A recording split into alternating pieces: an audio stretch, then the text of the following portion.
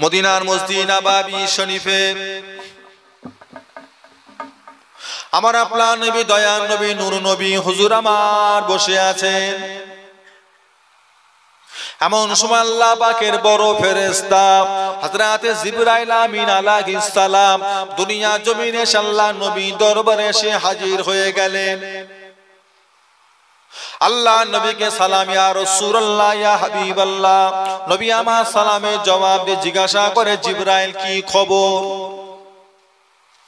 হযরতে জিবরাইল, ইয়া রাসূলুল্লাহ, ইয়া হাবিবাল্লাহ, ওই যে নববী শরীফের কোণে ওই যে মানুষটা চাদর জড়িয়ে বসে আছেন, ওই মানুষটার নাম কি? হযরতে আবু যার গিফারি।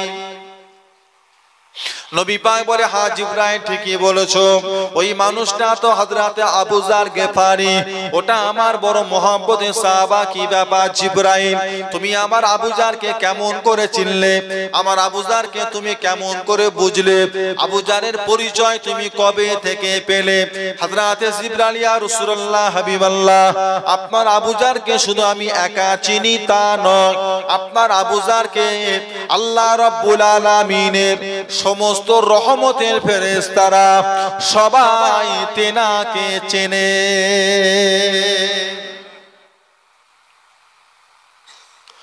ও ভাইয়ানেরা, নবী আমার জিজ্ঞাসা করেছিলেন, ও হযরতে জিবরাইল, আমার আবু যারকে কেমন করে চিনলেন?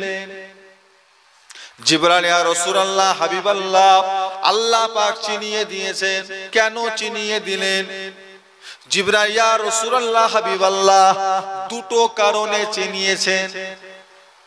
এক নাম্বার কারণ হলো, আপনার আবু যার গিফারি সব সময় নিজেকে ছোট করে রাখে, কখনো তিনি বড় হতে চান না, সব সময় নিজেকে জাহান্নামী মনে করে।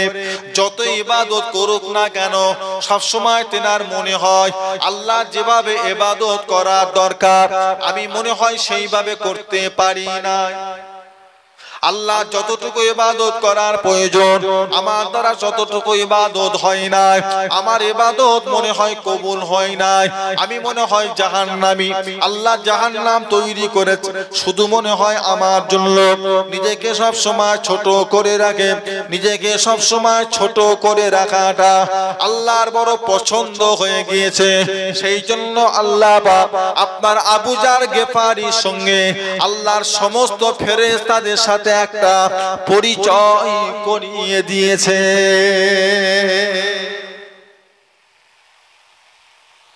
কত সুন্দর কথা।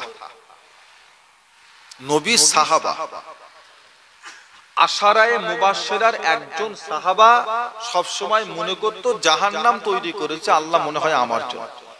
আর আমরা জুম্মায় কদিন নামাজ ধরে যে ভাবটা নিচ্ছি আমরা জান্নাতি হয়ে বসে আছি।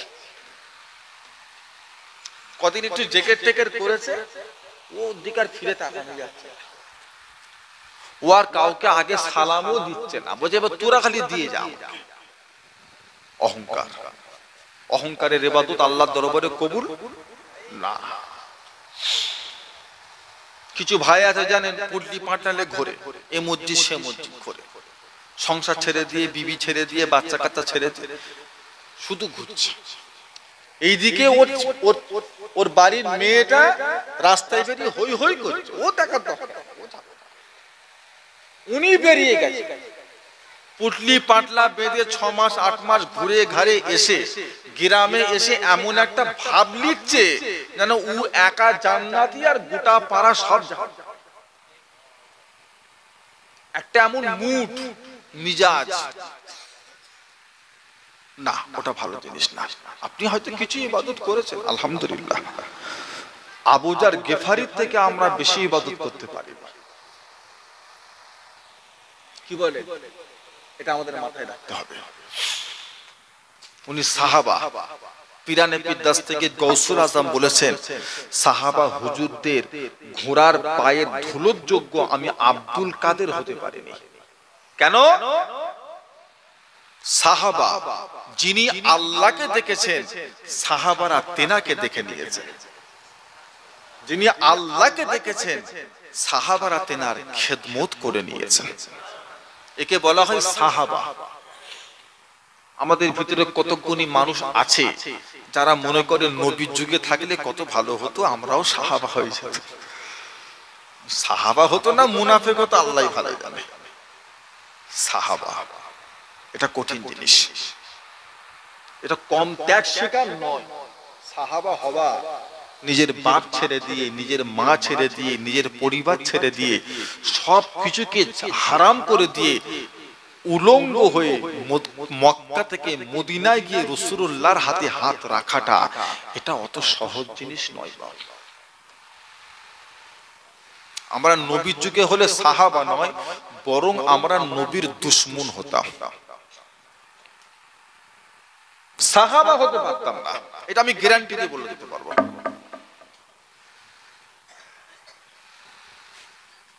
বদরের ময়দান 313টা সাহাবা, কাফের হাজারের বেশি, তীর ধনুক বন্দুক সব ওদের কাছে, তীর ধনুক যা কিছু আছে বল্লম টল্লম।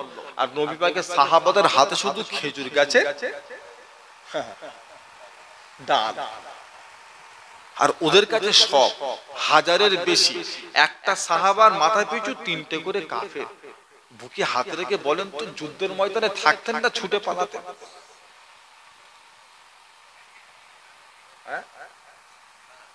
যেখানে তীর ছুঁড়ে মারবে সেখানে তুই ডাল নিয়ে কি করবি? দেখেছেন সাহাবা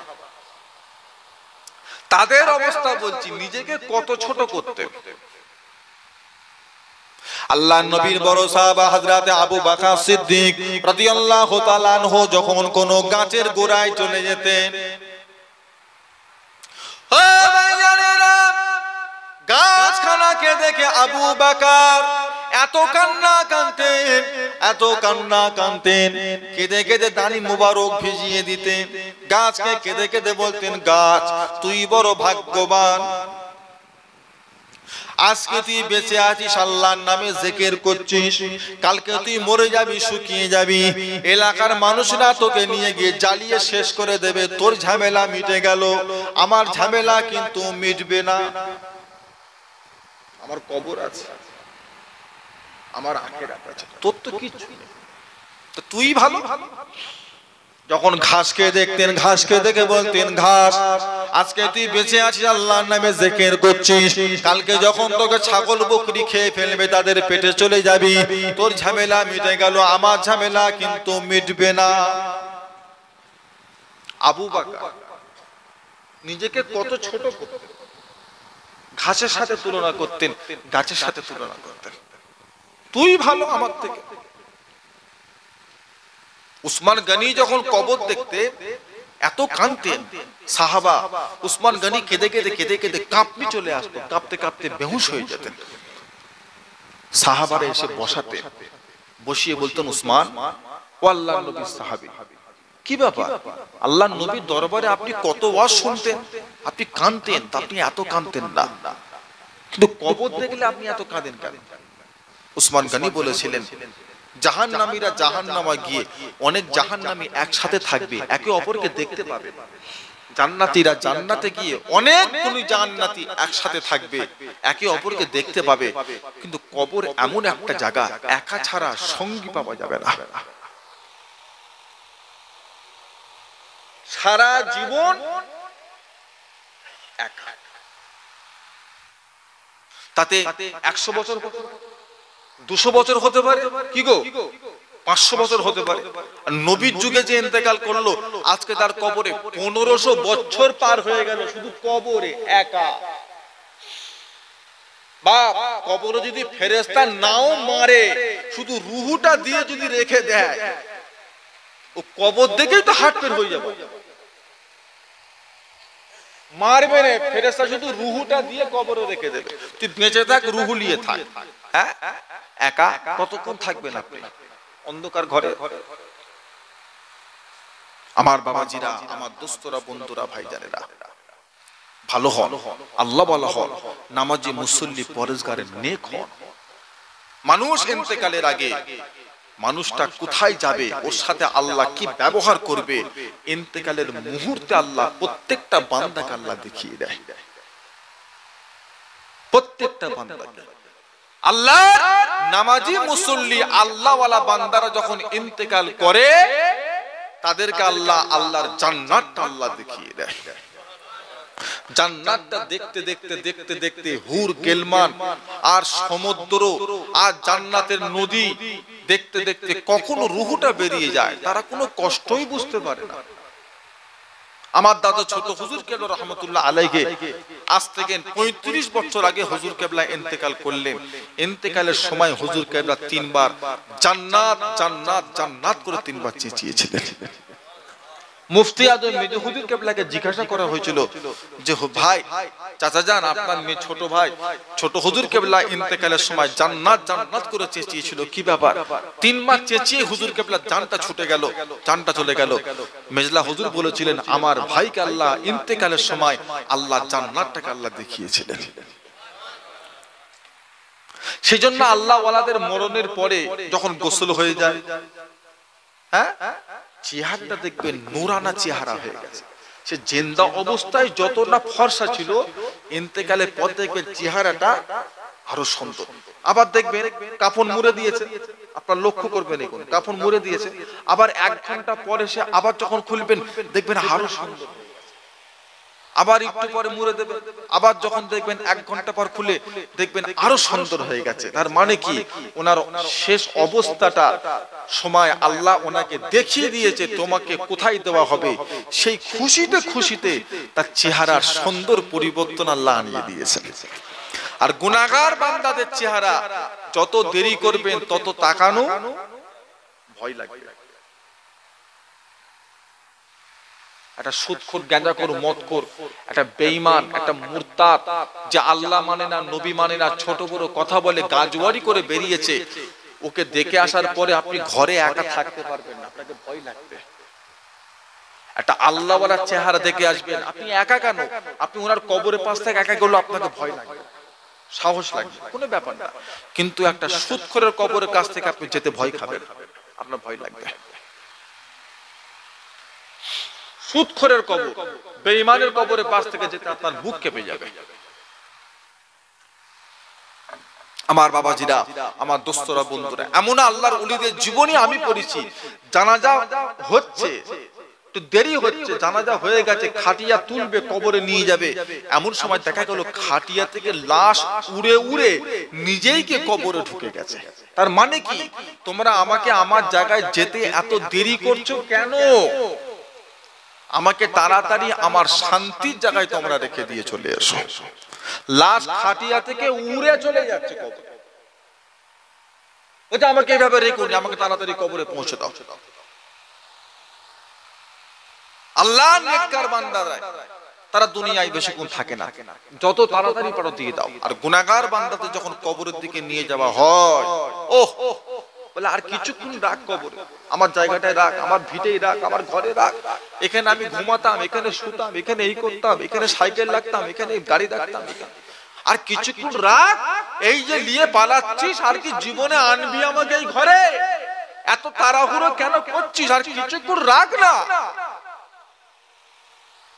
বেরোতে চায় না গুনাহগার বান্দা, তার ঘর থেকে বেরোতে চায় না।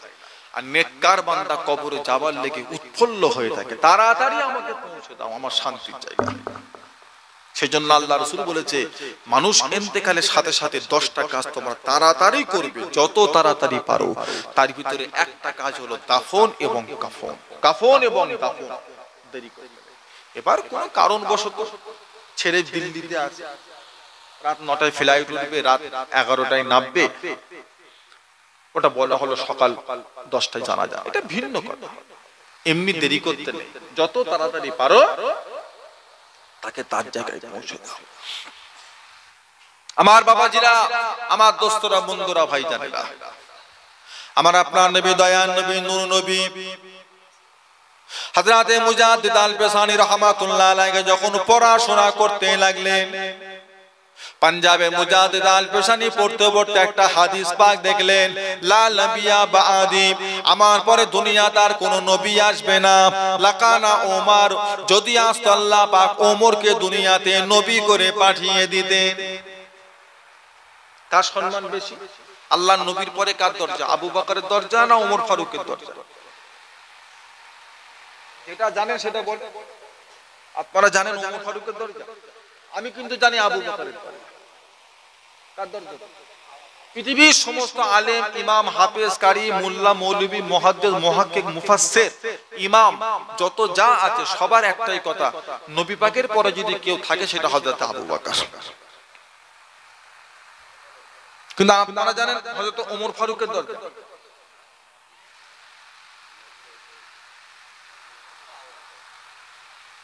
নবী হতো, কথাটা তো ছেলে খেলা কথা না। লা নবিয়া বাদি লাকানা উমর, আমার পরে কেউ নবী হবে না, যদি হতো কে? হযরত উমর হতেন। সম্মানটা কি কম? হযরত মুজাদ্দিদ আল পেশানি রাহমাতুল্লাহ আলাইহি এই হাদিসটা যখন পড়লেন, তিনি আমার আপনার মতো তিনিও ঘাবড়ে গেলেন। কার সম্মান বেশি, নবীর পরে আবু বকর না হযরত উমর? ও ভাইজানেরা, আরো কিতাব পত্র পড়তে লাগলেন। কিতাব পড়ে বুঝার কোনো উপায় নাই। উনি একদিন কাশফে বসে গেলেন, মুরাকাবায় তিনি একদিন বসে গেলেন। মুরাকাবায় বসে বসে দেখতে লাগলেন কার জীবনের আমল বেশি, আবু বকরের না হযরত ওমরের। দুজনের জিন্দেগিটা মুরাকাবা করে দেখতে লাগলেন, কিছুই বুঝতে পারলেন না। দুজনে সমানে সমানে যায়, কিছু বুঝার উপায় নেই। এইবার তিনি আবার মুরাকাবা করলেন, দুজনের ইন্তেকালের পরে কে কোথায় শুয়ে আছে মুরাকাবা করে দেখতে পেলেন। নবী আমার আরাম করছেন, কবরে শুয়ে আছেন। আল্লাহ নবী মাজারে শুয়ে আছেন, হুজুর আমার রওজাতে আরাম করছেন। আল্লাহ নবী, আমার নবী, আপনার নবীর কদম মুবারকটা যেখানে শেষ হয়ে গেছে, হযরত আবু বকরের মাথাটা সেখান থেকে শুরু হয়ে গিয়েছে। নবী পাকের পাশে হযরত আবু বকরের মাথা সরু, কিছুটা নিচে গিয়ে দেখছে হযরত ওমর ফারুকের মাথা। মুজাদ্দিদ আল পেশানির বুঝতে অসুবিধা হলো না। সেখান থেকে তিনি বুঝে গেলেন যেখানে নবীদের দরজা শেষ হয়ে যায়, সেখান থেকে আবু বকরের দরওয়াজা শুরু হয়ে গিয়েছে।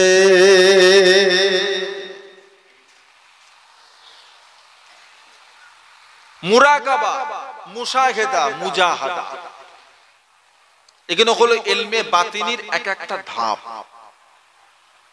অনেকে বলে হুজুর কঠিন পেরেশানির মধ্যে পড়ে আছে, ঘরে যেন শান্তি নেই হুজুর, এত অশান্তি, বউ নিয়ে, বাচ্চা নিয়ে, মা বাপ নিয়ে, পাড়ার লোক নিয়ে, পাশের বাড়ি নিয়ে হুজুর শান্তি নেই।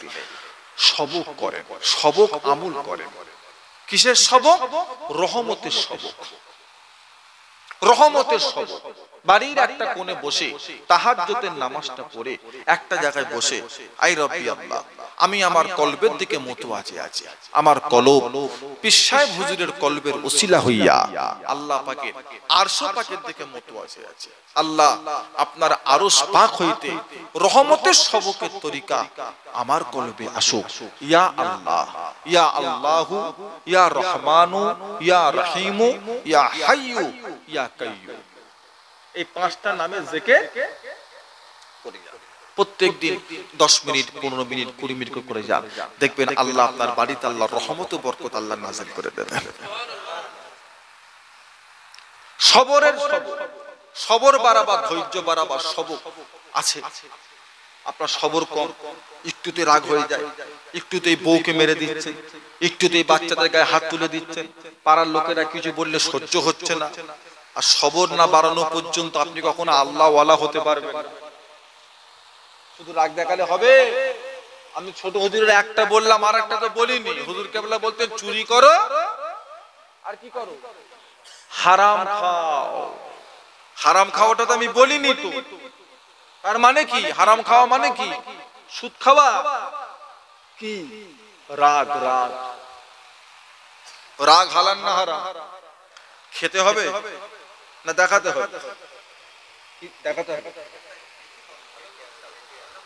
হজম করতে হবে। এখন রাগ হজম করতে হবে, সবরটাকে বাড়াতে হবে। সবর বাড়াবার সবক আছে। আয় রব্বি আল্লাহ, আমি আমার কলবের দিকে মুতওয়াজ্জি আছি, আমার কলব পিসা হুজুরের কলবের ওসিলা হইয়া আল্লাহ পাক আপনার আরশের দিকে মুতওয়াজ্জি আছে। আল্লাহ আপনার আরশ পাক হইতে সবরের একজরবি জিকিরের ফায়েজ আমার কলবে আসুক ইয়া আল্লাহ, ইয়া আল্লাহ। এবার এক টানে চোখটা বন্ধ করে অন্তরটা আল্লাহর আরশের দিকে রেখে, কোন দিকে? দাদা পীরের মাজারের দিকে, রুহুল আমিন হুজুরের মাজারের দিকে, আল্লাহর কাবার দিকে, নবী পাকের মাজারের দিকে, কোন দিকে গো? যতটুকু যা আসার কোথায় থেকে আসবে? আকীদা ঠিক করতে হবে। পীরের দিকে নয়, নবী পাকের মাজারের দিকে নয়, আল্লাহর কাবার দিকে নয়, অন্তর থাকবে আল্লাহর আরশের দিকে। যতটুকু যা পাওয়ার আমরা কোথায় থেকে পাবো? আল্লাহর আরশ থেকে পাবো। একটানে চুপচাপ জিকির করে যাবেন আল্লাহ আল্লাহ আল্লাহ আল্লাহ। সুজা জিকিরটা গিয়ে পড়বে কোথায়? কলব। কলব কোথায়? কলব হলো শরীরের রাজধানী। মানুষের শরীরকে আল্লাহ তৈরি করতে 10টা লতিফা ব্যবহার করেছে। একটা আছে নফস, একটা আছে রূহ, একটা আছে কলব, একটা আছে আফা, একটা আছে শের, একটা আছে খফি, আর 6টা হয়ে গেল। আর 4টে জিনিস, পানি, মাটি, আলো, বাতাস, এই 4টে জিনিস দিয়ে আল্লাহ গোটা শরীরটাকে আল্লাহ তৈরি করেছে। তা মোট কটা হলো লতিফা? 10 লতিফা। 10 লতিফার 10 রকমের জিকির আছে। 10 লতিফার 10 রকমের জিকির আছে। এক একটা জিকির করে এক একটা লতিফাকে জারি করতে হয়। বুঝতে পেরেছেন? লতিফা জারি করতে হয়। লা ইলাহা ইল্লাল্লাহ, লা শব্দ নাভি থেকে, ইলাহা শব্দ ডান কাঁধের উপর থেকে মাথার তালু, ইল্লাল্লাহ শব্দ গলার হুলকুম থেকে কলবে গিয়ে পড়বে ইল্লাল্লাহ। লা ইলাহা, লা শব্দ কোথায়? নাভি থেকে। কেন নাভিতে কি আছে? ও বাবাজিরা, নাভিতে কি আছে? নাভিতে কেন? বুকের মধ্যখানে নয় কেন? লা শব্দ নাভিতেই কেন পড়বে? যদি আপনি না জানেন, জোয়ান ছেলেটাকে বললে ও তো হাসবে, বলে জিকির করবো জিকির করবো, আবার নাভি টাভি আবার কি? কিন্তু না, বুঝতে হবে আল্লাহর ওলিরা অত পাগল ছিলেন না। আল্লাহর ওলিরা দুনিয়াতে জিকির করে তামাশা করতেন না। নাভিতে ফেলার কারণ হলো নাভির কাছে থাকে নফস। নফসের মাকাম হলো নাভি, পেট হলো নফসের মাকাম। নফসের 3টে ভাগ, নফসে লাওয়ামা, নফসে মুতমাইন্না, আর একটা নফসে আম্মারা। এই নফসের 3টে ভাগ। নফস হলো শরীরের দুশমন। আপনি যত গুনার কাজ করান, এটা কার চাহিদায় আমরা করে থাকি? নফসের চাহিদা। নফস কোথায়? কোথা গো? পেটে। পেটে। এখন নফসকে জব্দ করতে গেলে খেতে হবে বেশি, তবে তো ষাঁড়ের মতো গতর হবে আর নফস জব্দ হবে। তবে হবে কি করতে হবে? খাওয়া কম। যত কম খাবে তার নফসকে তত কাবু করতে পারবে। আর যে শুধু এই পর্যন্ত খায়, ওর নফস কাবু হবে? শুধু হাত গুটাচ্ছে। ছেলের উপর চড়া, বইয়ের উপর চড়া, পাড়ার লোকের উপরে চড়া, মানে কি? প্রচুর খাই তো, শরীরে ষাঁড়ের মতো গতর হয়ে গেছে, কিচ্ছু মনে করছে না, কিচ্ছু মনে করছে না, সব ধুলোবালি মনে করছে। হ্যাঁ, মেরে গুটিয়ে এক জায়গা করে ফেলবো মনে করছে। নফস করতে, নফসকে কাবু করতে গেলে খাওয়া।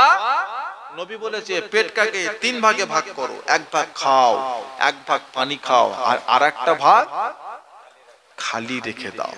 দেখবে ঠিক নফস কাবু হয়ে গেছে, ঠিক নফস জব্দ হয়ে গেছে। আর যদি তোমরা এই পর্যন্ত খাও, তোমাদের নফস জীবনও জব্দ হবে না। যদি তুমি মনে করো এখনো 2 লুকমা খেতে পারবো, তার আগে তোমরা খাওয়াটাকে দেখেছে। কম ঘুমানো, কম খাওয়া, এটাও ইলমে মারেফাতের একটা সবক। আল্লাহর ওলিরা বলে দিতেন মুরিদ করে, কাল থেকে তোর ঘুম নিষেধ। কুতুবউদ্দিন বখতিয়ার কাকি রহমাতুল্লাহ আলাইহি বলে দিল তেনার পীর, কাল থেকে তোর খাওয়া নিষেধ, একদম খাবি না, একদম খাবি না, খাওয়া বন্ধ। সত্যি খাইনি। একদিন, দুদিন, 3 দিন, 4 দিন, 5 দিন চলে যাচ্ছে, খিদের জ্বালায় পেটে আর চলার মতো ক্ষমতা নেই। কি করবে? রাস্তা থেকে 2টো পাথর তুলে গালে দিয়েছে। পাথরটা চুষবো, পাথরটা গালে দিতে দেখছে মিচিরির মতো মিষ্টি, অমনি থতো করে ফেলে দিয়েছে। আরে খাচ্ছি পাথর, মজা পাচ্ছি মিচিরি, ফেলে দিয়েছে। আবার কিছুক্ষণ যাওয়ার পরে সহ্য হচ্ছে না, আবার 2-3টে পাথর গালে দেখতে মিশিরির মতো মিষ্টি, আবার ফেলে দিয়েছে। আবার একদিন যাওয়ার পরে আরো সহ্য হয়নি, আবার পাথর তুলে গেলে মিশিরির মতো মিষ্টি। সর্বনাশ, আমি তো কঠিন পরীক্ষার মধ্যে পড়ে গেছি। একটু পাথরটা গালে দিলে যদি খিদেটা একটু মেটে, তো মিষ্টি লাগছে, তাহলে আমার পীরের হুকুম মানা হলো। শরিয়াত আবেগে চলে না হুকুমে চলে? কথা বলবেন। শরিয়াত কাকে বলে? আবেগ শরিয়াত না হুকুম শরিয়াত? আমি আপনার গ্রামে এলাম, নারে তাকবীর, আল্লাহু আকবার, হিজবুল্লাহ জিন্দাবাদ, আওলাদে মুজাদ্দিদুজ্জামান জিন্দাবাদ, গোটা গ্রাম হইচই হয়ে গেল। হ্যাঁ, আমি যখন আসছি আমার পায়ে সালাম করছে, মুসাফা করছে, বুকে বুকে মেলছে, জুতোটা খুলছি, একজন জুতো নিয়ে বুকে করলে ঘুরছে। এটা কি? এটা আবেগ। এটা হলো, এটার নাম শরিয়াত নয়। কিন্তু এখানে বসে আমি যে কটা কথা বলবো, সেই হুকুমগুলো মেনে নেওয়ার নাম হলো। কিন্তু আমাদের ভিতরে আবেগ আছে, আবেগ নেই। কিন্তু আমাদের শরিয়াত হুকুম মানার দরকার নেই। আমরা নবীকে খুব ভালোবাসি, খুব ভালোবাসি, এটা নবীর লেগে জানতে দেবো, এটা আবেগ। কিন্তু নবীর হুকুমগুলো মেনে নেওয়ার নাম হলো। কিন্তু আমাদের দরকার কোনটা? আবেগ অবশ্যই দরকার, নবীকে ভালোবাসবো না দরকার, কিন্তু আগে কোনটা? ওই 12ই রবিউল আউয়ালের জুলুস বার করে, জানেন জুলুস এদিকে করে নাকি? যাই হোক, ওটা কি? সারা রাস্তা নারায়ে রিসালা ইয়া রাসূলুল্লাহ, পতাকা টতকা নিয়ে মাথায় ফিতে বেঁধে সুন্দর সুন্দর জামা কাপড় পায়জামা পরে রাস্তায় বেরিয়ে হই হই হই হই শুরু করে দিল। সারা রাস্তা ঘুরে জোহরের আজান বেলায় গ্রামে এসে এবার বলছে চল নামাজ পড়বি, চ। বলছে দূর ভাই, এখন নামাজের কথা বলিসনি, রোদে জ্বলে পুরে মাথা খারাপ, আগে একটু ঘরে গিয়ে শুই, নামাজ পরে দেখছি। এটা কি হলো? আবেগ। কিন্তু শরিয়াত হুকুম কোন? এই যে নামাজের হুকুম ছিল, তুমি নামাজটা না পড়ে ঘরে ঢুকে গেলে, এটা শরিয়াত মানা হলো? তাহলে হুকুম মানছে না, আবেগ দেখাচ্ছে। আবেগ দিয়ে কখনো দিন চলবে না। পীর বলে দিয়েছে খাবি না, খাওয়া বন্ধ। 3 দিন পরে যখন দেখলো এক অবস্থা, পীরের কাছে গেলেন, হুজুর আপনি আমার খাওয়া বন্ধ রেখেছেন। হুজুর আমি খাইনি, তবে হুজুর সহ্য করতে পারিনি, হুজুর আমি কিছু রাস্তা থেকে পাথর তুলে গালে দিয়েছি, যাতে খিদেটা যাতে একটু নিবারণ হয়। কিন্তু হুজুর গালে দিতেই মিষ্টির মতো মিষ্টি হয়ে যাচ্ছে। হুজুর কি হবে হুজুর? হুজুর কি হবে হুজুর? আল্লাহর ওলি বলেন, যাও, পরীক্ষায় পাশ করে গেছো, যাও, আজ থেকে তুমি খাওয়া শুরু করে দাও। যে মাকাম হাসিল করার লেগে আমি তোমাকে সুখাদা বলেছি, আল্লাহ পাক তোমাকে সেই মাকামে পৌঁছে দিয়েছেন। জোরে বলুন না, জোরে হবে না? পিরানে পীর দস্তগীর গৌসুল আযম বড় পীর রহমাতুল্লাহ আলাইহির বোন, তেনার ছেলেকে নাম হযরতে আল্লাহর ওলি আলাউদ্দিন সাবের রহমাতুল্লাহ আলাইহিকে নিয়ে ভাইয়ের কাছে গেলেন। কার কাছে? বড় পীর সাহেবের কাছে। বড় পীর সাহেবের কাছে দিয়ে বলছে, ভাই, ভাই গো, তোমার এই ভাগনাটাকে সাথে করে এনেছি। মামা কি করতে হবে? বলছে আমার এই ছেলেটাকে তুমি আল্লাহ পর্যন্ত পৌঁছে দাও। তুমি রাখো ভাই, আমার ছেলেটাকে তুমি আল্লাহ পর্যন্ত পৌঁছে দাও, এটা আমার আশা। ও তাই? বোন দিয়ে গেছে ভাগনাকে, ছেলেকে দিয়ে গেছে, মামার কাছে দিয়ে গেছে। তা কি করবে বাবা আলাউদ্দিন?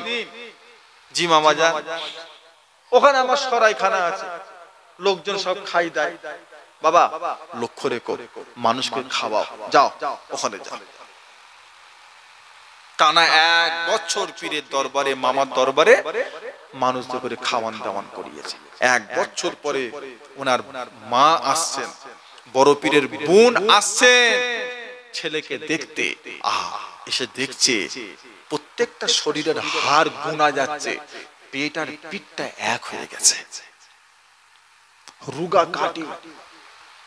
নিজের ছেলে তো দেখে সহ্য করতে পারেনি, বুকটা ফেটে গেছে।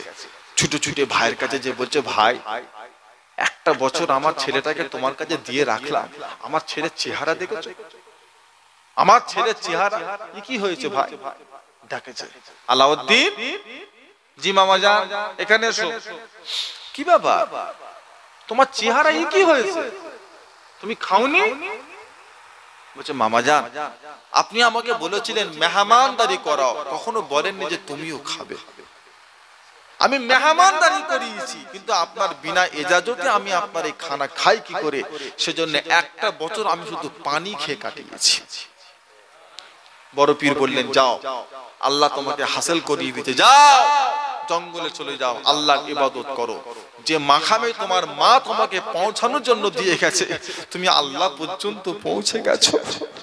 যাও, তুমি চলে যাও, আমার দরবার থেকে চলে যাও, জঙ্গলে যাও, আল্লাহর ইবাদত করো। তাই বলা হয় আলাউদ্দিন সাবির, মানে সবরকারী বান্দা। জোরে বলুন না। তেনার একটা তরিকা আছে, যেমন ধরা চিশতিয়া, কাদেরিয়া, নকশবন্দিয়া, মুজাদ্দিদিয়া, আর একটা তরিকা আছে সাবিরিয়া তরিকা।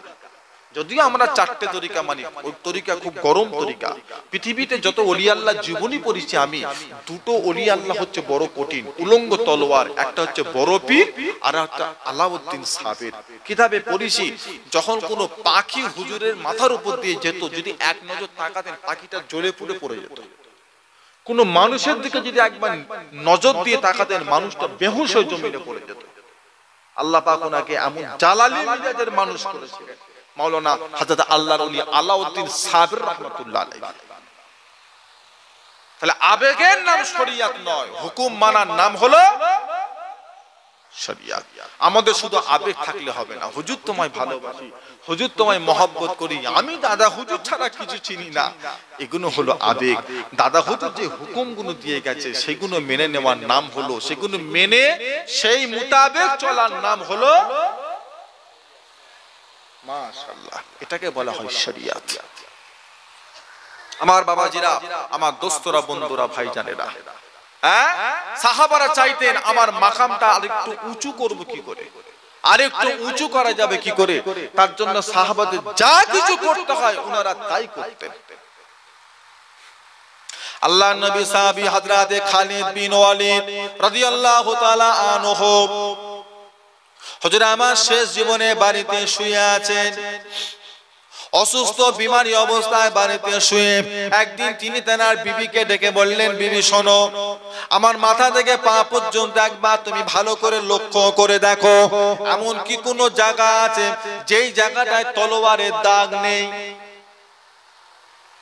ও ভাইজানেরা, আল্লাহ নবী সাহাবী হযরত খালিদ বিন ওয়ালিদ রাদিয়াল্লাহু তাআলা আনহুর বিবি গোটা শরীরটা ভালো করে দেখতে লাগলেন।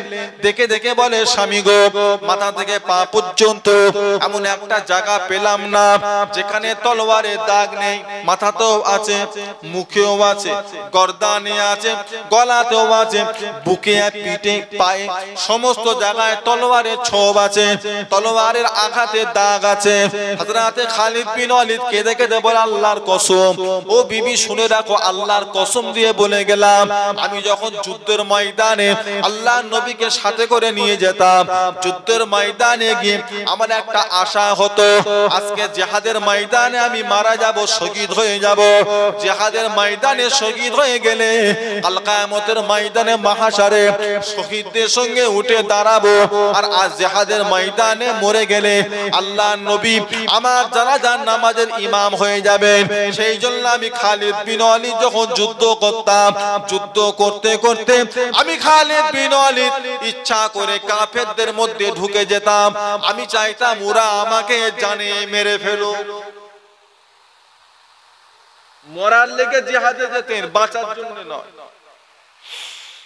কেন? বলে হুজুর হুকুম হলে তো মরবে, কিন্তু না, সব মরণ তো এক নয়, সব মরণ এক। মরণের ভিতরে দামি মরণ নেই। সব থেকে দামি মরণ কি মরণ? শহীদি মরণ। আমার নবী শহীদি মরণ, আবু বকর শহীদি মরণ, ওমর ফারুক শহীদি মরণ, উসমান গনি শহীদি মরণ, হযরত আলী রাদিয়াল্লাহু আনহু শহীদি মরণ, হযরত ইমাম হাসান হুসাইন শহীদি মরণ, ইমামে আজম আবু হানিফা রাহমাতুল্লাহ আলাইহি কি মরণ? শহীদি মরণ। আমরা হানাফি কি বলে, কঠিন সমস্যা, বা আমাদের জওয়ান ছেলেগুলো দনমন হয়ে গেছে, এরা সব ইন্টারনেট দেখে দেখে সব বিদেশি বক্তার আওয়াজ শুনছে, বুঝতে পেরেছে? এদের কারো কারো ঈমান এখন কচুরি পাতার পানি হয়ে গেছে, যে রুহুল আমিন ঠিক নাই, এই টিভির বক্তা ঠিক। কথা ঠিক না বলবো? সব বিদেশি বক্তাদের আওয়াজ শুনে শুনে বিদেশি ঘোলা পানি গ্রামে ঢুকাচ্ছে। আমার দাদা হুজুর 5 হুজুর খলিফারা যে বাঁধ দিয়েছে, এই বাঁধে ঢোকার কথা নয়। এই মুসিবতটা যদি না বেরোতো, এখনো 200 বছর পর্যন্ত দাদা পীরের সিলসিলাকে বাংলার জমিনে ভেজাল ঢুকাতে পারতো না। এই মুসিবতটা ঢুকে গিয়ে সর্বনাশ হয়ে গেছে, অনেক ক্ষতি হয়ে গেছে। আজকে বাংলার ছেলেদের কাছে প্রশ্ন করছে, এরা প্রশ্ন করছে, নবী মানবি না ইমাম মানবি? কোথা মারতে, বুঝতে পারছেন? এখন যদি আপনার ছেলেটাকে কেউ বলে তুই নবী মানবি না ইমাম মানবি, ও কি বলবে? নবী মানবো। তাহলে হানাফি হানাফি কেন বলবো? আপনি নিজেকে হানাফি বলেন তো? দাদা হুজুর তো ওসিয়াত লিখে গেছে, 4 তরিকা, 4টে মাযহাব, চিশতিয়া 4টে মাযহাব, হানাফি, শাফি, মালিকি, হাম্বলি, 4টেকে আমি আবু বকর হক বলে জানি, 4টে জান্নাতি।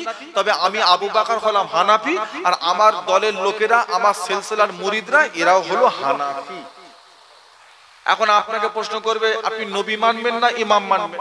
আপনি 100 বার বলবেন আমি নবী মানবো, তাহলে হানাফি কেন বলেন? নিজেকে হানাফি কেন বলে? এই প্রশ্নের জবাব কি দেবেন? ঠকে গেলে আপনার জানা নেই, আপনি ঠকে গেছে, আপনি ওর কাছে বাঁধা পড়ে গেলেন, আপনি ওর কাছে বাঁধা পড়ে গেছে। আপনার প্রশ্নের জবাব আমাকে করবে না, ও জানে এই প্রশ্ন যদি একটা আলেমকে করি 10 গ্লাস পানি খাওয়া।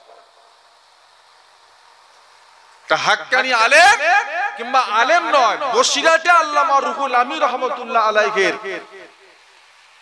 কয়েকটা কিতাব, শায়েকাতুল মুসলিমিন একটা কিতাব, কলেমাতুল কুফুর এই একটা কিতাব, নবাবপুরের বাহাস এই একটা কিতাব, আর মাযহাব মীমাংসা, এই 3-4টে কিতাব যদি পড়ে ফেলে, কোনো বাপের বেটা নেই সেই ব্যক্তিটাকে হারিয়ে দিয়ে আহলে হাদিস প্রমাণ করে দেবে, কোন বাপের বেটা ওর সামনে দাঁড়াতে পারবে না ইনশাআল্লাহ। মানুষ চেনে না আল্লামা রুহুল আমিন হুজুর আমাদের জন্য কি নিয়ামত রেখে গেছে, মানুষ এটা বোঝে না। বসিয়াটা আল্লামা রুহুল আমিন রাহমাতুল্লাহ আলাইহি যখন কিতাব লিখতেন না, যে হুজুর আল্লাহর কোরআন বাংলায় লিখবো, এটাকে ওনারা বিয়াদবি মনে করতেন। আল্লাহর কোরআন তো আরবিতেই লিখবো, বাংলায় লিখবো? দাদা হুজুর বললেন, বাবা রুহুল আমিন, মানুষকে রাখতে গেলে কিতাবের দরকার, কলম ধরো, লেখা শুরু করো, কলম ধরো। প্রত্যেকটা বই কিন্তু তিনি তেনার পীরের ইজাজতে লিখেছিলেন। কলম ধরো, লেখা শুরু করো, বাংলায় লেখো। এই কিতাব ছাড়া এ রাখা সম্ভব নয়, কিতাব লেখা শুরু করে দাও। আল্লামা রুহুল আমিন হুজুর কিতাব লেখা শুরু করে দিল। বাপ, একটা ছাড়া বাংলায় 1000 দল আছে, বাংলাদেশে অনেক দলমত আছে। বিরোধীরা যারা মাযহাব মানে না, তারা অন্যান্য দলমতের লোকেদের মুরব্বিদের কিতাব ইউটিউবে এনে বিচার করে ভুল প্রমাণ করে দেয়। আজও পর্যন্ত কোন বাপের বেটা রুহুল আমিন হুজুরের কিতাব দিয়ে ভুল প্রমাণ করতে পারে না। ইনশাআল্লাহ কিয়ামত পর্যন্ত পারবে না। গ্যারান্টি আমরা পড়িনি। আল্লামা রুহুল আমিন হুজুরের কিতাবে কিছু কিছু ভাষা দেখে আপনারা হয়তো এখন হাসবেন, বলে হুজুর এই কি ভাষা? আরে বাবা, আগে ওই রকম ভাষায় লোক কথা বলতো, তাদেরকে বুঝাবার লেগে হুজুর ওই ভাষা ব্যবহার করেছে। বাড়িকে বলতো বাটি, বাটি বাড়িকে। আর ওই রকম ভাষা আছে নেশাই, নেশাই শরীফ, নেশাই শরীফ। কথাটা ছিল নাসাই শরীফ, কিন্তু হুজুর লিখেছে দন্ত নয় একা, নেশাই শরীফ। কেন? তখন মানুষ নাসাই শরীফকে নেশাই শরীফ বলতো, এত ওদের বুঝতে কোনো সমস্যা না হয়। হুজুর তাই একদম আঞ্চলিক ভাষায় বই লিখেছে। এখন একটা শিক্ষিত ছেলেকে যেটা বলবে, ধর এই রুহুল আমিনের মনে বাংলা সম্পর্কে জ্ঞান ছিল না, ও বলে বসে থাকবে এই কি লিখা রে, তো কি লিখা, একদম কেউ ভাষা। তখনকার লোক ওই ভাষায় কথা বলতো, তাই হুজুর ওইভাবে লিখেছে। আমার বাবাজিরা, আমার দোস্তরা, বন্ধুরা, আমরা হলাম হানাফি। আমরা হলাম হানাফি। বলে চার ইমাম, চার রকম মত, চার রকম ভাগ। সরে সরে ইমামদের ভাগটা দেখলেন, সাহাবাদের ভাগ দেখলেন না। সাহাবাদের ভিতরে ভাগ ছিল বলেই তো ইমামদের ভিতরে ভাগটা এসে। কথা বলবো, সাহাবাদের ভিতরে যদি দ্বিমত না থাকতো তাহলে ইমামদের দ্বিমত করার ক্ষমতা ছিল? এইটা ওদেরকে বোঝানো যায় না।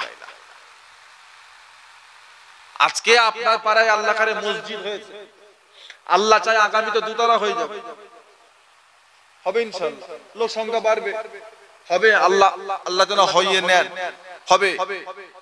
বলেন তো বাপ, ইমাম নামাজ পড়াবে, মুসল্লি কোথা থাকবে? পিছনে নাকি আগে? অবশ্যই পিছনে। চার করা হলো পিছনে, ইমাম আগে, মুসল্লি পিছনে। পিছনে মুসল্লি হতে হতে হতে হতে কাতার যখন ভর্তি হয়ে গেল, এবার মুসল্লিরা কোথা উঠবে? দুতলা। মানে ইমাম, মুসল্লি মাথায়। আচ্ছা, ওদের নামাজ হবে? কথা বলছেন না? থাকার কথা ছিল কোথায়? পিছনে আছে কোথায়? কিসের ভিত্তিতে নামাজ হবে? কিসের ভিত্তিতে তো নামাজটা আপনি হবে? ওই একটা দলিল, একটা হাদিস দেন, একটা হাদিস দেন যে আল্লাহর রাসূল দুতলায় নামাজ পড়েছে। আল্লাহর নবী দুতলায় নামাজ পড়তে বলেছে, একটা হাদিস দেন তো। কোন সাহাবা পড়েছে একটা দেখান তো। তুমি যে বলে দিলে ইমাম টিমাম লাগবে না, ওসব হানাফি টানাফি বলা যাবে না, সব আমরা নবীর উম্মত, শুধু মুসলমান, একটু দেখিয়ে দাও। সম্ভব আছে? নবীর যুগে দুতলা মসজিদ ছিল, দুতলা মসজিদের দলিল কোরআন থেকে পাওয়া সম্ভব? হাদিস থেকে কি করবেন তাহলে? ওরে বাবারে, ওরা তো ইজমা কিয়াস মানে না, বলছে শুধু কোরআন হাদিস মানি। আপনি কিছু মানি না আমরা।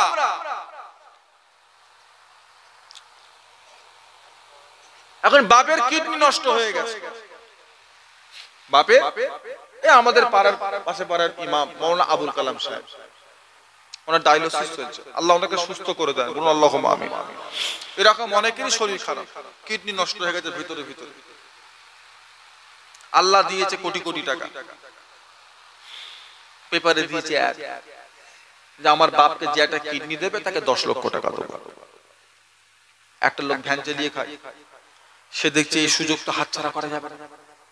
আমার দুটো মেয়ে আছে, 10 লাখ টাকা মানে আমাদের মেয়ের বিয়ে শাদী হয়ে যাবে।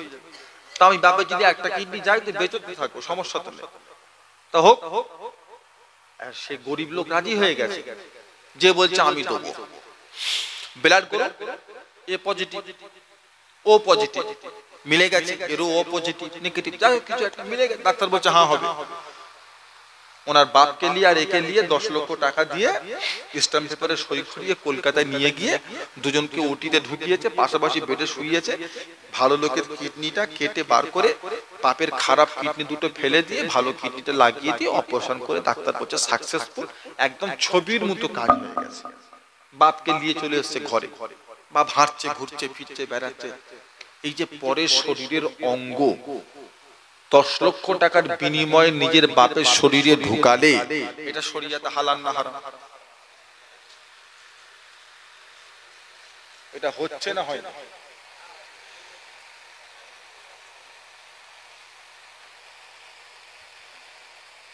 বাপের সুগারে দুটো চোখ নষ্ট হয়ে গেছে,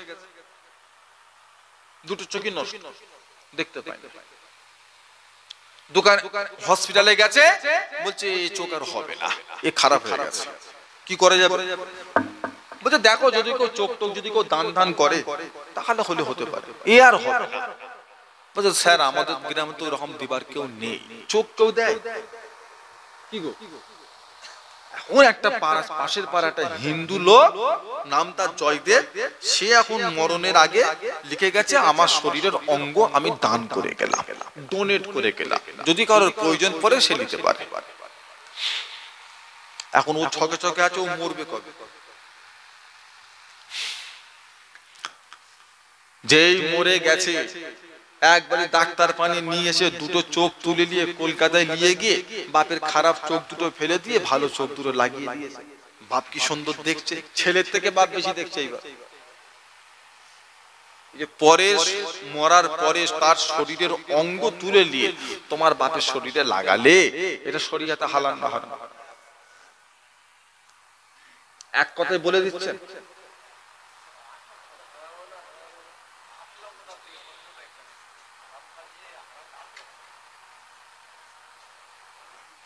কি হবে গো? আচ্ছা আরেকটা কথা জিজ্ঞাসা করি, কাজটা ভালো না খারাপ? মুরব্বিরা বাবাজিরা কি বলছে, এই যে কাজটা ভালো না খারাপ?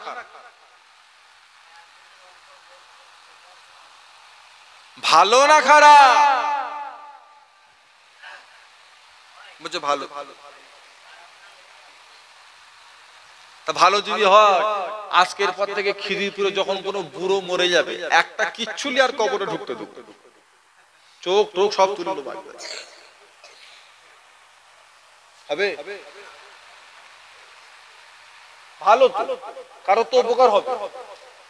ওরে বাবা রে, কারো তো উপকার হবে রে বাবা। তুমি তো কবরে গেলে পচে টচে হয়ে গেল, তুমি নিয়ে কি করবে ওইসব? ও তোমার লিয়ার দরকার নেই, দিয়ে দাও।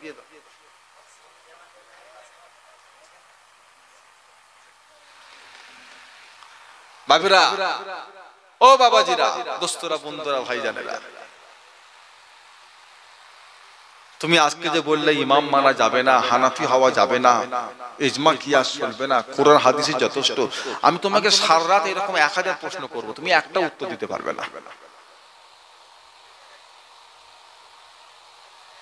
নতুন বিয়ে শাদী করেছে, স্বামী স্ত্রী ঘর সংসার মিলামেশা করেছে, কিন্তু স্বামীর বীর্যপাত হয়নি, ওর উপর গোসল খরচ হবে না? হবে না?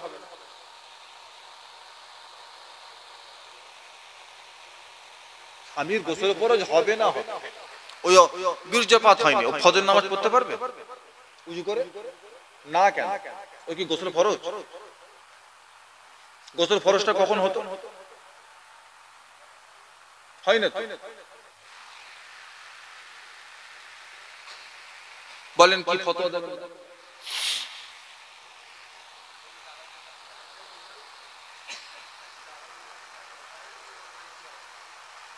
আর ও মনে করেছে এইখানে হাত বেঁধেছি মানে হয়ে গেছে, সই হাদিস। পাগল! দাদা হুজুর কেবলা বসিরাটা আল্লামা হুজুরকে বলতেন বড় মাওলানা, তাই তো নাকি? হুজুর উনি কি কিতাব বেশি পড়েছে? আমি অত শত বুঝিনি, দাদা হুজুর বলেছে আমি বলবো, আমার কথা শেষ। ফুলফুরা শরীফ দাদা পীর রহমতুল্লাহ আলাইহির মাজারের আগে ডান দিকে একটা মাজার পড়ে, হাফিজ সাহেব মাওলানা আব্দুল লতিফ সাহেব রহমতুল্লাহ আলাইহি, হাফেজ দাদা পীরের খলিফা দাদা হুজুর কেবলা ওনাকে বলতেন বড় হাফিজ সাহেব। চেনেন হুজুরের মাজারটা? মাজারের দাদা পীরের মাজারের আগে ডান দিকে একটা মাজার পড়ে, দেখেন না আপনারা? মারুফ চাচাজান হুজুরের ঘরটা পার করে ডান দিকে, মারুফ হুজুরের ঘর চেনেন? পার করে ডান হুজুর কেবলা বলতেন বড় হাফেজ সাহেব। তার মানে উনি কি 31 পারা কোরআনের হাফেজ? হাফেজ হাফেজ আবার বড় ছোট কি? আবার আমি বুঝিনি। দাদা হুজুর বলতেন বড় হাফেজ সাহেব, আমি বলবো বড় হাফেজ সাহেব। দাদা হুজুর কেবলা বসিরহাট আল্লামা হুজুরকে বলতেন বড় মাওলানা, আমি বলবো বড়। কেন কি না কি সে জ্ঞান আমার, ও হুজুর কেবলা ছিল, হুজুর কেবলা বলেছেন, আমরা তাকে ভালোবাসি, তেনার কথাটা আমরা বলবো। কি ব্যাপার আমি অত প্রশ্ন জবাব দিতে পারবো না। ফাসআলু আহলা যিকরি ইন কুনতুম লা তা'লামুন। আল্লাহ কোরআন পাকের মধ্যে বলেছেন ফাসআলু আহলা যিকরি ইন কুনতুম লা তা'লামুন, তোমরা যেটা জানো না সেটা তোমরা জেনে নাও জাননেওয়ালার কাছ থেকে। উনি বাংলা বুখারীতে বসে আছে, দাঁড়া বার করে দিচ্ছি। ওরে পাগল, যেটা তুই দিবি তার উপর মশলা নয়। আল্লাহর নবী মেরাজ থেকে আসার পরে যখন 5 ওয়াক্তের নামাজ ফরজ হলো, নবী আমার বাইতুল মুকাদ্দাসের দিকে ফিরে 18 মাস নবী নামাজ পড়েছেন। একদিন আল্লাহর কাবাটা কিবলা হলো, নবী মুখটা ঘুরিয়ে কাবার দিকে নিয়ে এলেন। বুখারী শরীফের হাদিস, আল্লাহর নবী বাইতুল মুকাদ্দাসের দিকে ফিরে যে 18 মাস নামাজ পড়লেন, এটা সহিহ হাদিস, এতে কোনো সন্দেহ নেই। এখন কেউ যদি ওই হাদিসটা যদি পড়ে বলে আল্লাহর নবী বাইতুল মুকাদ্দাসের দিকে ফিরে যখন নামাজ পড়েছে আমি ওই দিক ফিরেই নামাজ পড়ব, ঠিক করলো? ঈমান থাকবে? আল্লাহর নবী এক সময় পড়েছিলেন, পরবর্তীতে নবী আমার কাবার দিকে মুখ করে নিয়েছেন। ওইটা সহিহ হাদিস, হাদিস ঠিক আছে, কিন্তু ওর উপরে আমাদের মসলা নয়, ওটা আমাদের উপরে হুকুম। ওই হুকুমটা আমাদের জন্য রহিত হয়ে গেছে, বাতিল হয়ে গেছে। ওটা হাদিস বলে মানবো, কিন্তু ওর হুকুমটা আর পালন করতে কথা বলবেন পারবো? ওর হুকুমটা আর পালন করতে পারবো না, ওটা বন্ধ। কোরআন পাকে আল্লাহ বলেছেন লা তাকরাবুস সালাত ওয়া আনতুম শুকরা, লা তাকরাবুস সালাত, তোমরা নামাজের ধারে পাশে যেও না, ওয়া আনতুম শুকরা, যখন তোমরা নিশা করে থাকবে। কি করে থাকবে? নিশা মানে কোন নিশা? যেই নেশাটা করলে নিজের ভারসাম্যহীন হয়ে পড়ে, মা কোনটা, বউ কোনটা, মেয়ে কোনটা, এই চেনার ক্ষমতা হারিয়ে ফেলে, যেই নেশাটা করলে মানুষের শরীরে ক্ষতি হয়, সেরকম নেশা করা শরিয়াতে হারাম। আল্লাহ কোরআনে বলেছে লা তাকরাবুস সালাত, তোমরা নামাজের ধারে পাশে যেও না, ওয়া আনতুম শুকরা, যখন তোমরা নেশা করে থাকবে। কোরআন পাক, কোরআন পাক। তাহলে কাল থেকে যারা মদ খায় ওরা মদ খাবে, যখন নামাজের সময় হবে তখন খালি খাবে না, তাহলে চলবে? আল্লাহ হারাম বলেন, কথা বলবেন। আল্লাহ হারাম বলেছে কি? আল্লাহ বলেছে লা তাকরাবুস সালাত ওয়া আনতুম শুকরা, নেশা করলে নামাজ পড়েনি, তাহলে নেশা ছাড়া নামাজ পড়বো, মানে ফজরের নামাজ পড়ে নিয়ে মদ খাবো, তাহলে তার সমস্যা নেই। কি করে এক ব্যাপার হলো? জোহর হতে হতে নেশা কেটে যাবে না, আপনি ভুল বুঝছেন। বা হ্যাঁ, আমি ঠিকই বলেছি। আল্লাহ পাক এটাই বুঝাতে চেয়েছেন নিশা করে নামাজ পড়ো না, নিশা ছেড়ে তোমরা নামাজ পড়ো। এটা ইসলামের প্রথম একটা হুকুম ছিল। পরবর্তীতে যখন আমাদের জন্য সারাসার মৃত্যু পশুর রক্ত, আমাদের জন্য সুদের মাল আর নিশাদ্রব্য জিনিস যখন আল্লাহ যখন হারাম করে দিল, সেদিন থেকে আগের আয়াতটা আয়াত হিসাবে রয়ে গেল, কিন্তু ওর উপর হুকুম আর থাকলো না। ওই হুকুম আমরা মানতে পারবো না। ওটা আয়াত পড়লে সওয়াব পাবো, বিশ্বাস করতে হবে, কিন্তু ওই হুকুমটা আমাদের জন্য এখন রহিত হয়ে গেছে, বাতিল হয়ে গেছে। কথা বুঝতে পেরেছেন? তাহলে একটা হাদিস বুঝতে গেলে, কোরআনের আয়াত বুঝতে গেলে তার আগে পরে বোঝা দরকার।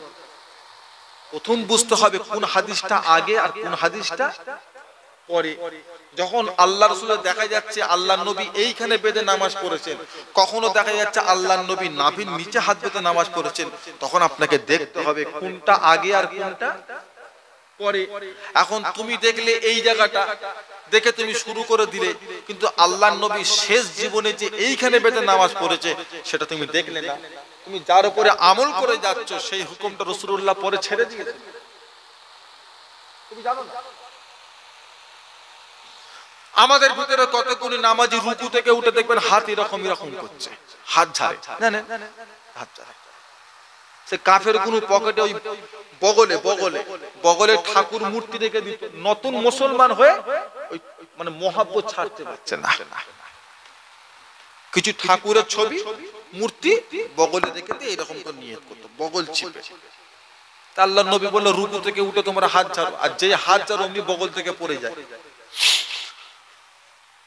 এখন আমাদের ভিতরে কিছু ভাই দেখেছে নবী পাকের ওই হাদিস, যে হাদিসে আল্লাহ নবী সাহাবাদে করে হাত ঝাড়তে বলেছে, ওরা মনে করেছে এটাই হয়তো শেষ হাদিস, তার উপর আমল করা শুরু করে দিতে।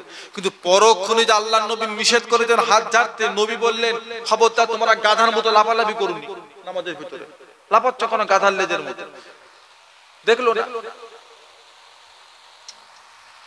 কি বলবেন? ওদের তো ওরা তো নেতাই মানে না, ওরা এক একজন এক একটা নেতা। বাংলা বুখারী কিনছে আর ওই করে বিপদ, এসব বালা। বই পড়ুক, দোষ নেই, হ্যাঁ আপনি কেনেন, কিন্তু নিজে মাস্তানি করা যাবে না। যে আপনার জ্বর হয়েছে, সর্দি হয়েছে, আপনি ডাক্তার না দেখিয়ে কলেজ স্ট্রিট থেকে একটা ডাক্তারি বই কিনে নিজে দেখছেন, নিজে ওষুধ খাচ্ছেন। সহজ ব্যাপার তো, ঠিক করছে না ভুল করছে?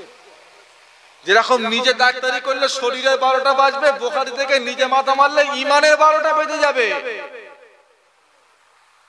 বুখারীতে সব আছে, কিন্তু সবের উপর তো দলিল নয়। দলিল কোন হাদিসের উপর সেটা দেখতে হবে তো আপনাকে, বুঝতে পারেন না? দলিল তো সব হাদিসের উপরে নয়, দলিল তো কার উপরে সেটা আপনাকে বুঝতে হবে, যে মসলা কার উপরে। আমরা মানি ইমামে আজম আবু হানিফা রাহমাতুল্লাহ আলাইহি, যেদিকেই যাবে আমার ইমাম সব দিকেই আছে, জোরে বলুন না। 80 হিজরিতে জন্ম আমার ইমামের। কেউ কেউ বর্ণনা করেছে 7 খানা সাহাবাকে ইমামে আজম আবু হানিফা নিজে চোখে দেখেছেন। সাহাবাদের যুগ ছিল 110 হিজরি পর্যন্ত, আর আমার ইমাম জন্ম নিয়েছে 80 হিজরি পর্যন্ত, মানে 30 বছর বয়স পর্যন্ত তিনি সাহাবাদের আমলকে চোখে দেখেছেন। জোরে বলবেন। আমরা সেই ইমামের অনুসারী, আমরা সেই ইমামকে আমরা মানি। ইমামে আজম আবু হানিফার জন্ম হলো 80 হিজরিতে, আর ইমাম মালিক রহমতুল্লাহ আলাইহির জন্ম হলো 93 হিজরিতে। তাহলে কদিনের ছোট? 13 বছরের ছোট। আমার ইমাম ইমামে আজম আবু হানিফা রহমতুল্লাহ আলাইহি হজ পাকে গেলেন। হজের কাজ আদায় করে মদিনা শরীফে গেলেন। মদিনা শরীফে আমার ইমাম ঢুকলেন, গিয়ে দেখছেন ইমামে আজম আবু হানিফা মদিনার ইমাম ছিলেন হযরতে ইমামে মালিক রাহমাতুল্লাহ আলাইহি। জোরে বলুন না। এত ভক্তি ভালোবাসা ছিল রাসূলুল্লাহর উপর, জীবনে কোনোদিন মক্কা মদিনা শরীফে কখনো জুতো পরে হাঁটেন না, খালি পায়ে হেঁটে হেঁটে পায়ের তলাগুলো ফেটে ফেটে রক্ত বের হতো। তেনার মুরিদরা, তেনার ছাত্ররা জিজ্ঞাসা করলেন, হুজুর আপনি এত কষ্ট কেন করেন? আপনি ঘোড়াও চাপেন না, গাধাও চাপেন না, উটও চাপেন না, এত দূরে দূরে সফর আপনি খালি পায়ে করেন, হেঁটে হেঁটে আপনার পায়ের তলার অবস্থাটা দেখেছেন কি হয়েছে? হযরত ইমাম মালিক বলেছিলেন, বাবা এই মদিনা শরীফে আমার রাসূলুল্লাহ হেঁটে চলে বেরিয়েছেন, আর আমি যদি জুতো পরে হাঁটি, ঘোড়ার পিঠে হাঁটি, আর ঘোড়ার পায়ের ধুলোগুলো যদি আমার রাসূলুল্লাহর মাজারে গিয়ে পড়ে, এর থেকে বড় বিয়াদবি আর কি হতে পারে? খবরদার তোমরা আমাকে ঘোড়ার পিঠে চড়তে বলবে না, আমাকে জুতো পরে মদিনায় কখনো হাঁটতে বলবে না। জোরে বলুন না। এটা ভালোবাসা, এটা তাকওয়া। ইমামে আজম আবু হানিফা যখন কাবা শরীফের থেকে যখন মদিনায় গেলেন, গিয়ে দেখছেন হযরতে ইমামে মালিক রাহমাতুল্লাহ আলাইহি নামাজ পড়াচ্ছেন, মাগরিবের নামাজ। নামাজ হয়ে গেল, নামাজ পড়িয়ে হাদিসের দর্স দিচ্ছেন, হাদিস শোনাচ্ছেন। আমার ইমাম চুপি চুপি বসে বসে। কিছুক্ষণ পরে যখন হাদিস শোনানো হয়ে গেল, একে একে চলে যাচ্ছেন, আমার ইমাম আস্তে আস্তে গিয়ে ইমামে মালিককে সালাম দিলেন, আসসালামু আলাইকুম ওয়া রাহমাতুল্লাহ, সালামের জবাব দিলেন। এখন চেহারাটা দেখে চিনে ফেলেছে যেটা কোনো আজনবী, কারণ এই মুসল্লিটা আমি জীবনে দেখিনি। আমি যদি একটা সাধারণ ছেলে হয়ে যদি আপনার পাড়ার মসজিদে ঢুকে ঈশার নামাজ পড়ি, ইমাম জিজ্ঞাসা করবে না তো এই পাড়ার লোক না? ইমাম মালিক জিজ্ঞাসা করছে ইমামে আজম আবু হানিফাকে, মিন আইনা জিইতা, আপনি কোথা থেকে এসেছেন, আপনার বাড়ি কোথায়? ইমামে আজম আবু হানিফা বললেন, জিইতু কুফা, আমি এসেছি কুফা থেকে। ইমাম মালিক রাহমাতুল্লাহ আলাইহির মুখটা লাল হয়ে গেছে। কুফা, আল কুফি লা ইউফি, কুফার লোক তো গাদ্দার, কুফার লোক গাদ্দার। বলছে গাদ্দার? বলছে ইমাম হাসান হোসেনকে শহীদ করেছে, কারা করেছে? তাহলে কুফার লোক কি? কুফার লোক তাহলে কি হলো? যারা আওলাদে রাসূলদের কতল করে তারা কি হলো গো? কিন্তু আমার ইমামও তো কুফার লোক। ওই যে বললো আল কুফি লা ইউফি, কুফার লোক গাদ্দার, এই গালটা আমার ইমামকেও লাগে না? এই কথাটা কি বলা ঠিক হয়েছে? এখন যদি আমি বলি খিদিরপুরের সব লোক বেঈমান, নাউজুবিল্লাহ, বলাটা কি ঠিক হয়েছে?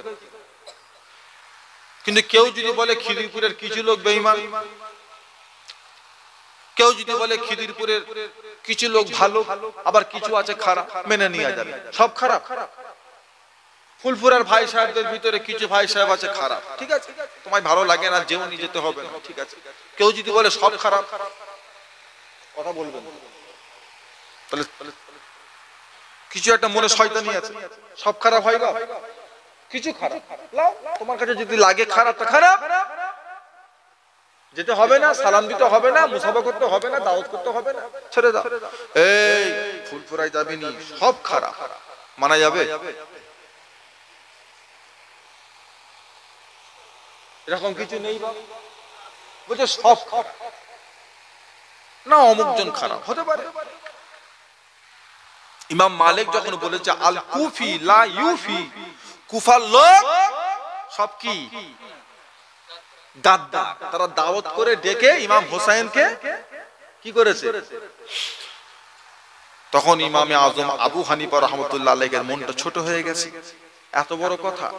উনি এবার বলছে, আল্লাহ কুরআন পাকের মধ্যে বলেছেন, মিন আহলিল মাদিনাতে মারাদু আলাল নিফাক। ও ইমাম মালিক, আল্লাহ কোরআনে বলেছে মদিনা শহরেও কিছু মুনাফিক, মিন আহলিল মাদিনাতে মারাদু আলাল নিফাক। নিফাক মানে যার মুখে এক, অন্তরে আরেক। এটা ইমাম আজম আবু হানিফার কথা না কোরআনের কথা? ইমাম মালিক রাহমাতুল্লাহ আলাইহি চোখ দাঁড়িয়ে গেছে, আরে সর্বনাশ, আমি বললাম আমার কথা, আর আমার কথায় জবাব দিচ্ছে কি কথা থেকে? দাঁড়িয়ে গেছে, কে বেটা, কে? খোদ নববী শরীফের ইমামের সামনে, আল্লাহ নবীর মাজারের সামনে, নববী শরীফে দাঁড়িয়ে এত বড় কথা, মদিনা শহরে মুনাফিক আছে? ছিল না? ছিল। আল্লাহ নবী ইন্তেকালের আগে হুযায়ফা, হযরত হুযায়ফা ইয়ামানিকে একটা মুনাফিকের লিস্ট দিয়েছিলেন। হুযায়ফা, এরা মরলে জানাজা যাবে না, এখন যেন বার করতে যাওনি, ইসলামে দ্বন্দ্ব লেগে যাবে, এরা হচ্ছে মুনাফিক। 150টা নাম। হযরত ওমর ফারুক যখন খবর পেয়ে গেলেন হযরত হুযায়ফা ইয়ামানিকে আল্লাহর নবী মুনাফিকের লিস্ট দিয়েছে, হযরত হুযায়ফা ইয়ামানি বাড়িতে রাতের বেলা গিয়ে ইমাম হযরত ওমর ফারুক গিয়ে হামলা করে ফেলেছে। কি খবর এত রাতে আপনি? বলছে হুযায়ফা, ও হুযায়ফা, আল্লাহর নবীর বয়োজ্যেষ্ঠ সাহাবী, আমি শুনেছি আপনার কাছে আল্লাহর নবী একটা মুনাফিকের লিস্ট দিয়েছেন। বলছে হ্যাঁ। বলছি তো খুঁজে দেখেন না, আমার নাম নেই তো। ছেড়ে ফেলা কথা না, আমি মুনাফিক নই তো, আমার নামটা নেই তো। উনি আবার ঘরে গিয়ে দেখে দেখে বলছে না হুজুর, আপনার নাম নেই, আপনি যান। আলহামদুলিল্লাহ। উনি এবার থেকে আল্লাহর নবীর ইন্তেকালের পরে যখন কোন সাহাবা ইন্তেকাল করতেন, ওমর ফারুক চুপি চুপি আগে যে দেখতেন যে জানাজায় হুযায়ফা এসেছে কি। যদি দেখতেন হুযায়ফা এসেছে, উনি জানাজায় শামিল, আর যেই দেখতে হুযায়ফা নেই, উনি থাকতেন না। কেন? মুনাফিক। ওই 150টার ভিতরে লিস্টটা ছিল ওনার কাছে। যে নবী পাক তো প্রকাশ করেন না, প্রকাশ করলে দ্বন্দ্ব লেগে যেত, কারণ সারা জীবন তো নবীর সাথে ঘুরেছে তারা, সারা জীবন নবীর সাথে জিহাদে গেছে, নবীর পিছনে নামাজ পড়িয়েছে, সবকিছু করেছে, আর ফট করে যদি বলে ফেলে এই তুই মুনাফিক, ওটা দল করে ফেলবে। বুঝতে পেরেছে? যখন ইমামে আজম আবু হানিফা বললেন মিন আহলিল মাদিনাতে মারাদু আলাল নিফাক, আল্লাহ কোরআনে বলেছে মদিনা শহরেও কিছু মুনাফিক। ইমামে আজম আবু হানিফার কথা শুনে ইমাম মালিক থ হয়ে গেছে, এ বলে কি, আমার কথার জবাব দিচ্ছে কোরআন থেকে। তখন জিজ্ঞাসা করলেন আনতা আবু হানিফা, আগে বলে রেখেছিল কুফা। ও এখন তো হুজুর আসার আগে ছবি দেখে হুজুরের বসে আছে, আগে তার এসব ছিল না, চিনতেনই না কে এটা, চিনতেনই না।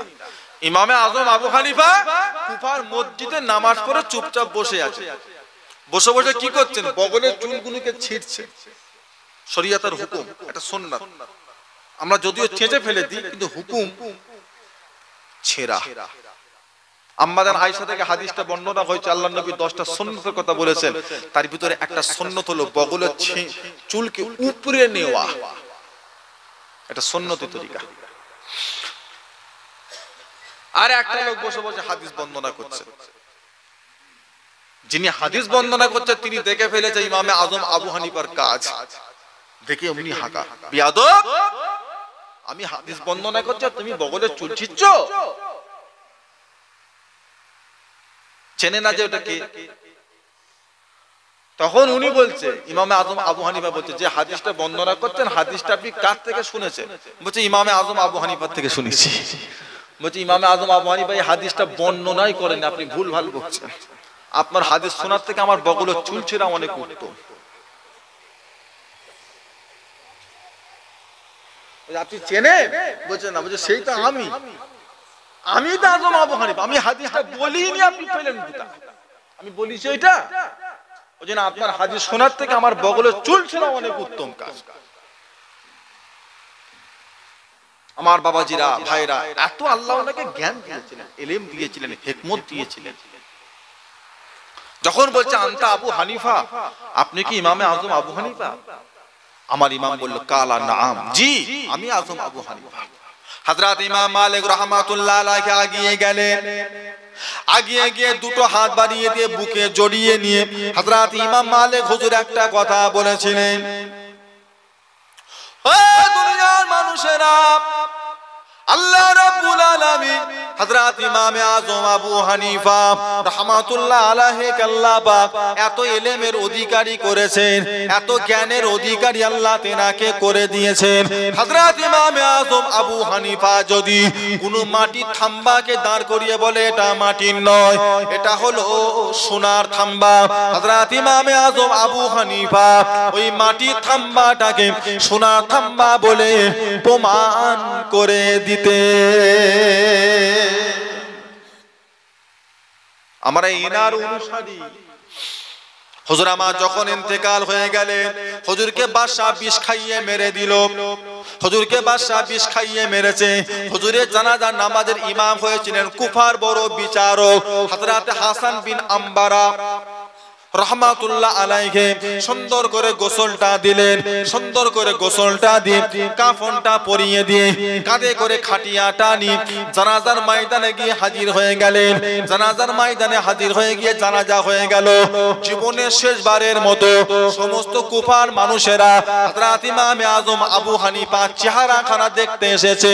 হযরত কুফা দেশের বড় বিচারক হযরত হাসান বিন আম্বারা রহমাতুল্লাহ আলাইহি মাথার কাছে দাঁড়িয়ে দাঁড়িয়ে ওই সময় বলেছিলেন, ও বিশ্বের ইমাম, ও ইমামে আজম আবু হানিফা রাহমাতুল্লাহ আলাইহি, কি নজির আপনি রেখে গেলেন, কি কাজ আপনি করে গেলেন। ইশার উজুতে ফজরের নামাজ 40টা বছর পড়ে গেলেন, সারা বছর রোজা রেখে রেখে 5টা দিন ছাড় দিয়ে 30টা বছর আপনি রোজা রেখে গেলেন। 55 বার আপনি হজকে আদায় করে এলেন। 2 রাকাত নামাজে 1 খতম কোরআন শরীফ আপনি খতম করে দিলেন, যে জায়গার মাটিতে আপনাকে দাফন করা হবে ৭,০০০ বার কোরআন শরীফকে সেখানে দাঁড়িয়ে দাঁড়িয়ে আপনি পড়েছেন। ও বিশ্বের ইমাম হযরত ইমাম আযম আবু হানিফা রাহমাতুল্লাহ আলাইহি কি ইবাদত আপনি করে গেলেন? প্রতিটা রোজার মাসে ৬০ বার করে তিনি আল্লাহর কোরআনকে তিনি খতম করে দিতেন। কি ইবাদত আপনি করে গেলেন? ও বিশ্বের ইমাম, যে ইবাদতগুলো আপনি করে দুনিয়া হইতে আজকে বিদায় নিয়ে চলে যাচ্ছেন, আজকের পর থেকে কিয়ামত পর্যন্ত আপনাকে ইবাদত করে হারিয়ে দেবে, আপনাকে পার করে চলে যাবে। এই রকম বাপের বেটা কিয়ামত পর্যন্ত আর একটাও পয়দা হবে না।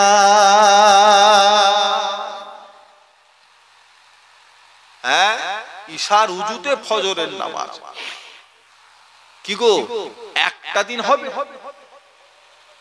কথা বলবেন? হুজুরের জীবনী খুলে দেখে, মুফতি আজম মেজো হুজুর কেবলা হুজুরের জীবনী লিখেছেন, জীবনীটা কিনে পড়ে নেবেন। আমি 3 দিন আগে জীবনীটা পড়ছিলাম, সারাটা দিনে 1 ঘন্টা ঘুমাতে, 1 ঘন্টা। কি অভ্যাস করেছিলেন?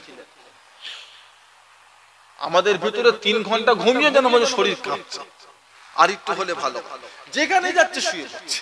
কি রে দূর, কালকে রাতে জলসা ছিল বলিসনি, ঘুম টুম নেই, চায়ের দোকানে শুয়ে পড়ছে, ক্লাবে শুয়ে পড়ছে, মাচানে শুয়ে পড়ছে, যেখানে সুযোগ পাচ্ছে শুয়ে পড়ছে। কি রে, কালকে ঠিক মতো ঘুম হয় না। এক রাত জেগে আমার ইমাম জোহরের নামাজ পড়ে 1 ঘন্টা ঘুম, 1 ঘন্টা। মানুষ অভ্যাসের দাস, মানুষ হলো মহাশয়। যা সাহাবী ডাক্তার বলে দিচ্ছে 6 ঘন্টা ঘুম না হলে তুমি স্বাভাবিক না, ও সব কিচ্ছু না বাপ, যেমন স্বভাবে আল্লাহ পাক আমাদেরকে হেফাজত করেন, ঈমান আমলে কায়েম রাখেন, আল্লাহ পাক আমাদেরকে হানাফি করে রাখেন। আমরা মরণ পর্যন্ত যেন ইমামে আজম আবু হানিফা রাহমাতুল্লাহ আলাইহির মাসলাকগুলো যেন আমাদের কষের দাঁত যেন চেপিয়ে ধরে রাখতে পারি। বলুন ইনশাআল্লাহ। একবার মুহাব্বতের দরুদ শরীফ আল্লাহুম্মা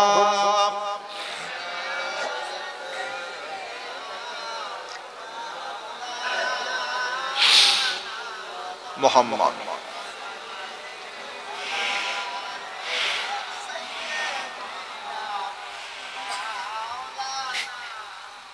हमें जानो दिल से प्यारा मोहम्मद, मोहम्मद की हम है हमारा मोहम्मद सल्लल्लाहु अलैहि वसल्लम, जो आंखों में आए तो कब तक रहेगा ये पर्दा हमारा तुम्हारा मोहम्मद।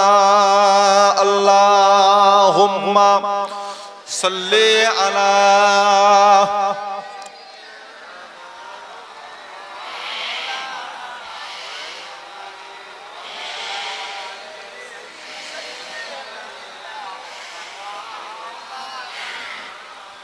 আমার ভাইজানেরা, আমার বাবাজিরা, আমার দোস্ত বন্ধুরা, বক্তাসার, একবার সকলে আসুন আল্লাহ পাকের সম্মুখে দাঁড়িয়ে নবীর শানে একটু সালামের নজরানা। ইয়া নবী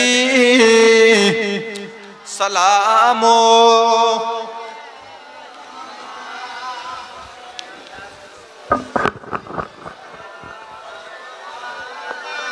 সাড়ে 12টা বেজে গেল।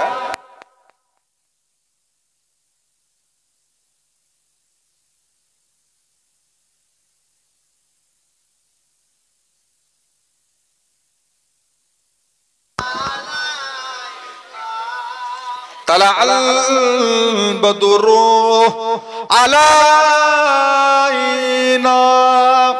من شنيعة البداء وجب الشكر علينا ما دعا لله داعي يا نبي سلامو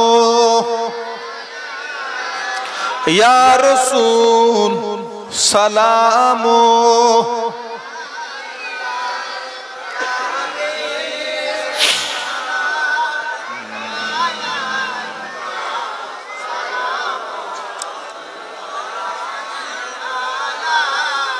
आप सुल्ताने मदीना महबते ओ सकीना नूर से मामू रसीना मिश्क से बेहतर पसीना या नबी या रसूल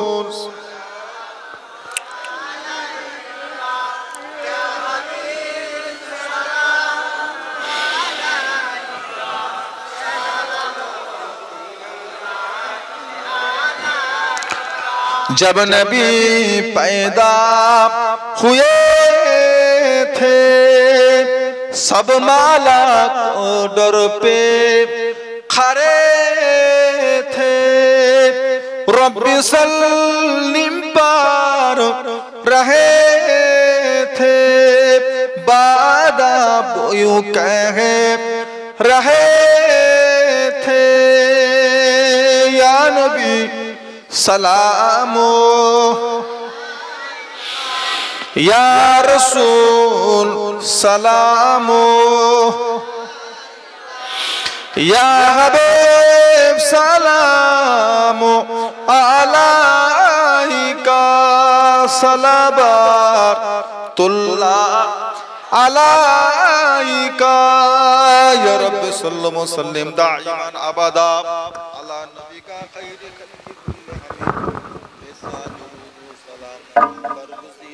नबी पर अपने बुदाम बलगल उला बिकमालिही कशबत तुज़ा बिज़मानिह हसनत ज़मियो खिसालिही सल्लु अलैहि व आलिही दुरूद अल्लाहुम्मा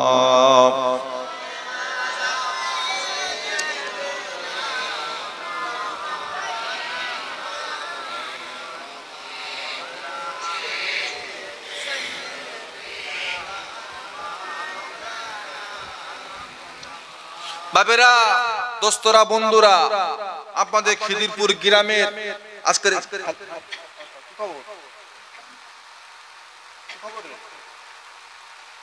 হ্যালো হ্যালো খিদিরপুর গ্রামে এই মসজিদ আপনারা করেছেন আগে মসজিদ ছিল না খুব গরিব পাড়া আর অনেক দূরে নামাজ পড়তে যেতে হতো কি খবর আসসালাম কি খবর हेलो हेलो की खबर रे